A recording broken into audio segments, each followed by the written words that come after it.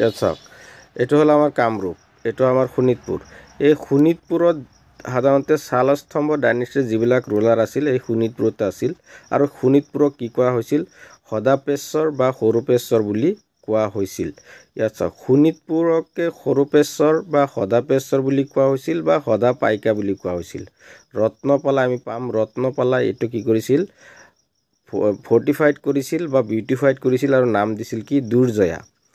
আমি যিবিলাক শালস্তম্ভ ডাইনেষ্টিৰ ৰজা বা ৰুলাৰ পাম সব ৰুলাৰ সাধাৰণতে শোণিতপুৰৰ লগত ৰিলেটেড থাকিব আৰু পালা ডাইনেষ্টিৰ যিবিলাক পাম সেইবিলাক কামৰূপৰ এৰিয়াৰ লগত ৰিলেট থাকিব। আগতে গোটেইখিনি কামৰূপ বুলি কোৱা হৈছিল যদিও শালস্তম্ভ ডাইনেষ্টিৰ ৰজাবিলাক সাধাৰণতে এই শোণিতপুৰত বিশেষকৈ বেছি ৰাজধানী পাতিছিল বা প্ৰত্যেকজন ৰুলাৰ ইয়াত ৰাজধানী পাতিছিল।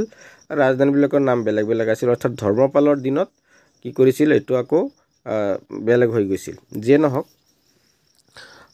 আমি কি কৰিম আমাৰ নেক্সট কুৱেশ্যনটোলৈ যাওঁ।